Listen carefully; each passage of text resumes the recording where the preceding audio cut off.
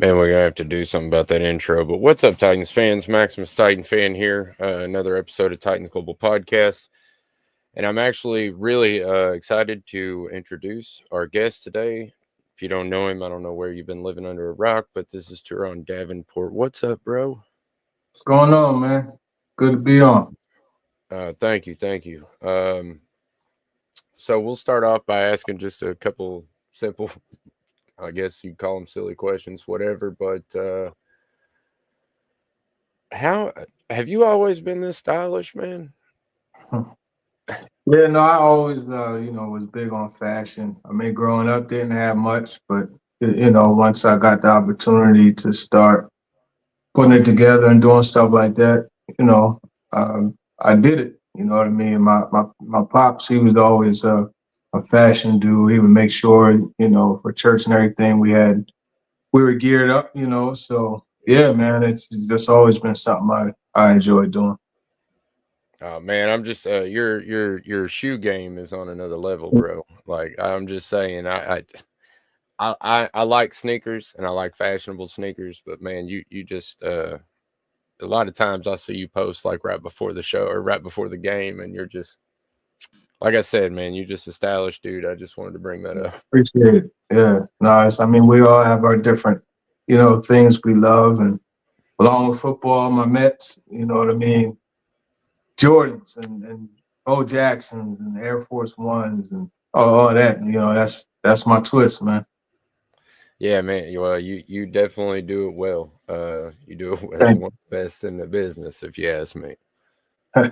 I appreciate it. So I mean, I'm sure you get asked this a lot, but what actually got you interested in sports journalism? Well, for me, it was a way to stay around the game. I always loved football. Growing up, I wanted to play professionally. I played in college. Um, it didn't work out. I worked out for some arena teams, the New York Dragons, New Jersey Gladiators, and then I had a couple CFL teams, Saskatchewan Rough Riders and the Hamilton Tiger Cats, interested, but it just didn't work out. So I had to kind of figure out a way that I would still be able to be involved in football. So I did some sports marketing camp. My background is marketing, so I did some camps for different players. I was with a company, 2010 Sports, and got to interact with Deshaun Jackson, Marion Barber, Jason Avant, a lot of different players, David Akers, and just being able to talk shop with them and do it with confidence and being right and getting their respect. It made me realize, hey, you could do it. So just it was a long journey, man, and here we are. Yeah, that's actually really cool. I did not know that. I Yeah. mean, I knew you played, but I didn't know that you tried out for arena teams and stuff. That's actually really cool. Uh, so next we'll go. I guess we'll just roll on into some fan questions. Um, who are you most excited to see at the combine this? I guess it's a couple weeks from now. Uh, um, well, we don't know if Shador is going to throw there, so I'll put him aside. Um, excuse me. I'm probably most excited to see two players. Abdul Carter. I want to see what he does in the short shuttle and the broad jump, the vertical, the 40 specifically that 10-yard split. I want to see that, but another guy that he's working out with at Exos, Amari and Hampton. I want to see him because from what I understand, this dude is like that. I talked to my guy, Brett. Damn, I forgot his name. Brett Calloway down there at Exos. I just went down there a couple weeks ago before I left the Shrine game that week and got to see Hampton up front and personal. And yeah, I'm looking forward to seeing those guys work. I just miss Abdul Carter. He came a little bit after I left. He was away, but he came back from the championship game. So yeah.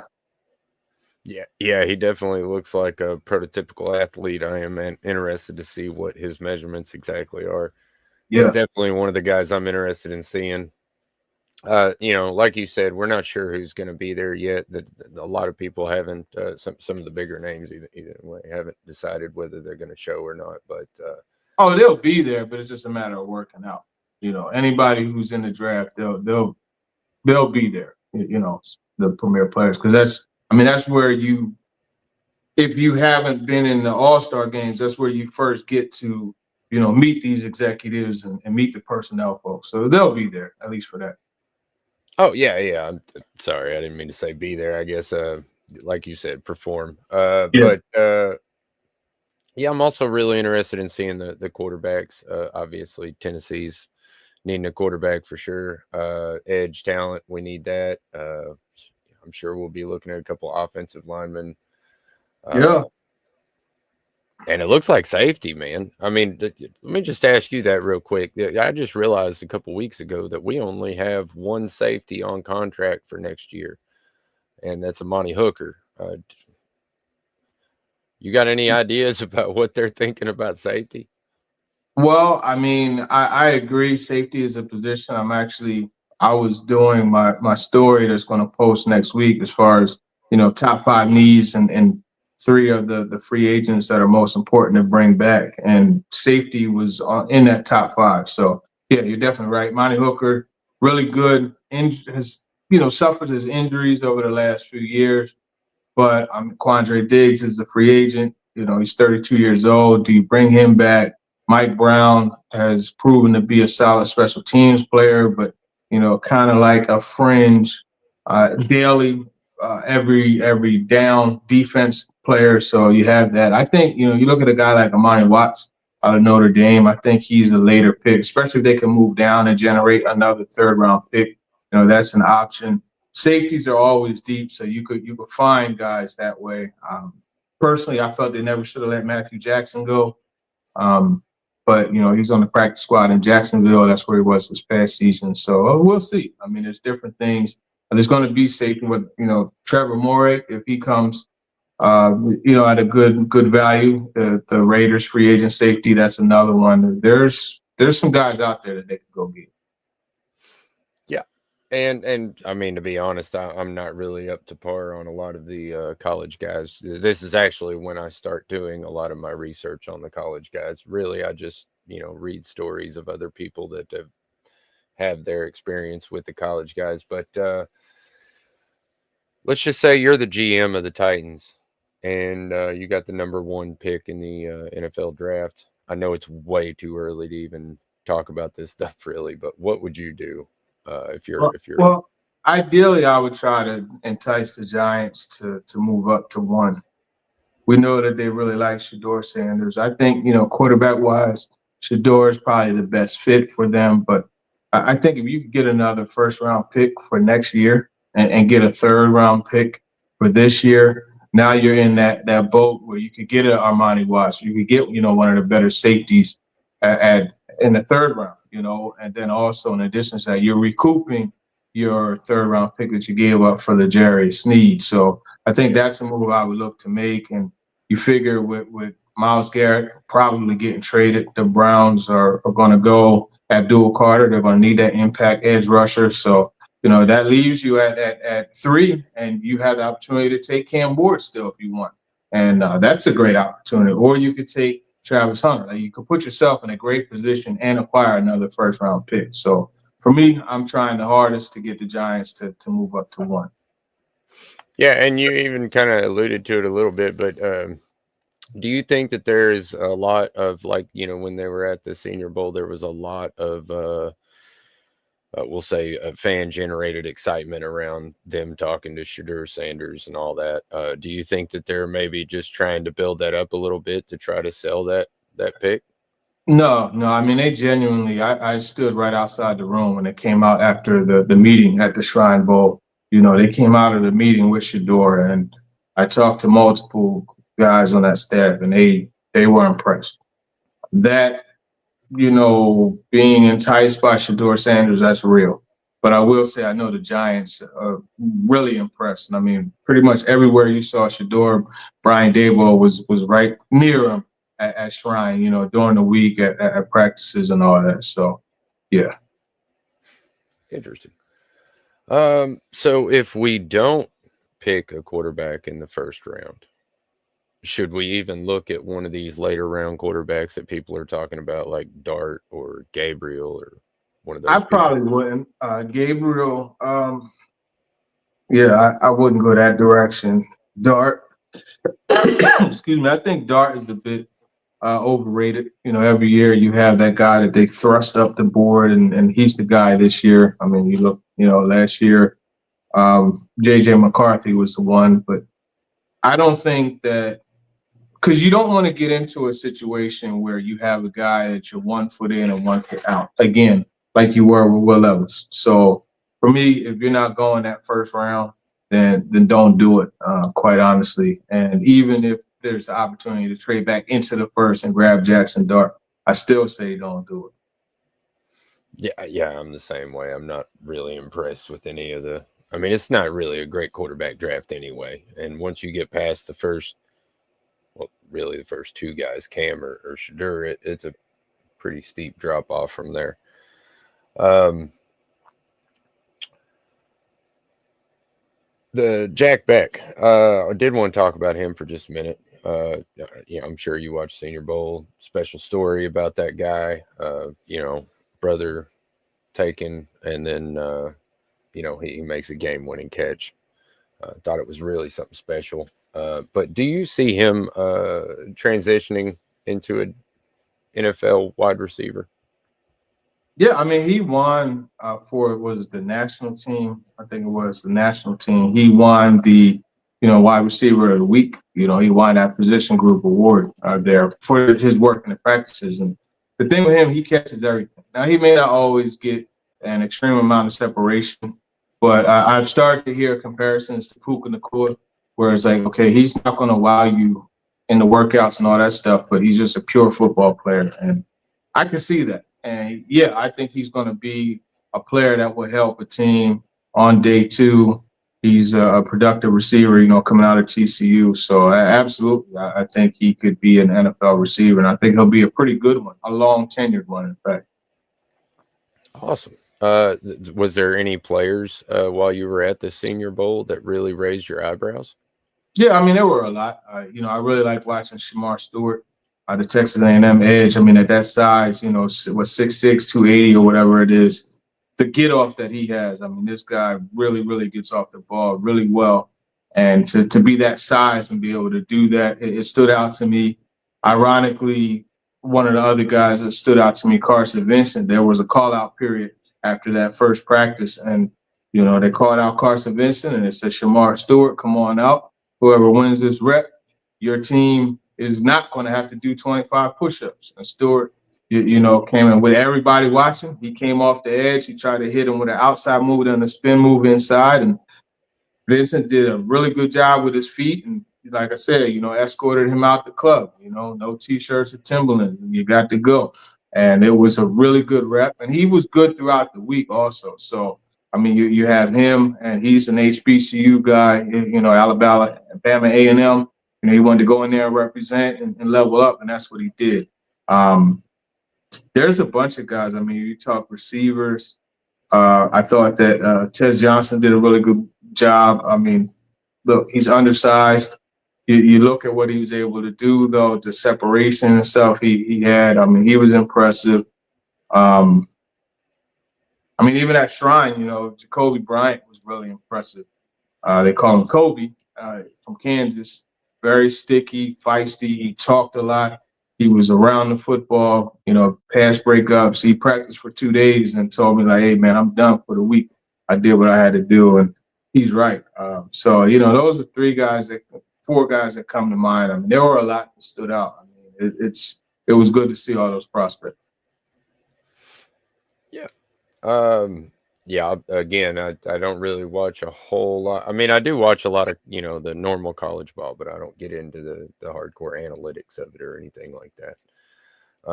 But there's a lot of talk. I don't know a lot. There's some talk, I guess, because it's Tennessee, about Seth Hannigan from Memphis, leading I guess the last little drive there in the Senior Bowl to win the game, throwing the ball to Jack Beck.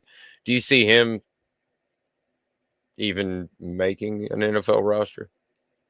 Yeah, I mean, I don't want to say a guy won't make a roster. I mean, he's at the Senior Bowl, so obviously he's talented. Well, we'll see. I mean, that's that's kind of something that I wouldn't really apply too much to Titans talk because it's just I don't think it would impact them one way or the other, honestly. Yeah, no. All right. So moving on to a different subject. Um, I think it was yesterday. I don't know. Derrick Henry made some comments, or Diana Rossini, I guess, reported that Derrick Henry made some comments that said that he wanted to retire a Raven. A lot of people are freaking out about it in the Titans fan base. I even got a little emotional at first, but I've tried to tone that down a little bit. What's your reaction to that? Do you know? Have you seen it? Do you know what I'm talking about? Yeah, I think it's just a matter of you can't always look for something to be upset about. Like it's okay to hear a comment for what it is and leave it alone. He wasn't sniffs, raising his nose up at the Titans or anything like that. He's under contract. He has another year. The man doesn't want to move to a different franchise. So yeah, I mean, he wants his last games played to be with the Ravens. That doesn't mean he hates the Titans. And for those saying that, hey, he can't go in the Hall of Fame as a Raven. Listen, you don't go in the Hall of Fame as a particular player. If you go to Mm. the Hall of Fame and you look at, Jerry Rice, you're going to see the Denver Broncos, Seattle Seahawks, Oakland Raiders, as well as 49ers on the thing. It doesn't mean he went in as a Raider. You go in as an NFL player, and they list all the teams you played for. It's making much to do about nothing, and I mean it's something that I think happens too much in the Titans fan base, where there's a big fuss about something that's just completely irrelevant. Derrick Henry is always going to be a Titan. I would be shocked if he doesn't sign that 1 day contract, and they have a ceremony for him and all of that. Don't worry about it. Yeah, like I said, I got emotional at first, but after my initial response to it, that's kind of the way I took it. I was like, I don't think he's saying that he, doesn't want to do that, like you said, the 1 day deal thing that most or a lot of players do. But it's more about he just doesn't want to play for another franchise while he's still playing. Um, but speaking of the Hall of Fame, you made a post that Warren Moon, his emotional response to his Hall of Fame ballot. Man, you want to talk about that a little bit? Yeah, I mean, absolutely. There's a book called Fourth and a Mile, and Warren Moon is in that book. And many people don't really know about the emotional anguish that he went through. And this is a guy, he had to go to counseling, and I'm talking about later in his life because of the stuff that he went through, the rejection, the being told you're a cornerback, not a quarterback, and those types of things. And he was one of many black quarterbacks that they tried to force to switch positions. And I mean, it was tough for him. So to finally get that recognition as one of the best, and be the first black quarterback to go into the Hall of Fame, I think is something that I would be emotional about too. So I get it, and um, he's a great player, and in my opinion, one of the best pure passers ever. I agree, man. I honestly cannot believe that he went to the CFL before he became NFL. I mean, that's just silliness. Um, any Titans news you want to bring up? Well, I mean, it's the downtime right now. It's kind of like the calm before the storm. We got the combine coming up later this month. Free agency starts early next month, so there's not really any news to be brought up. Honestly, I mean, it's That is just true.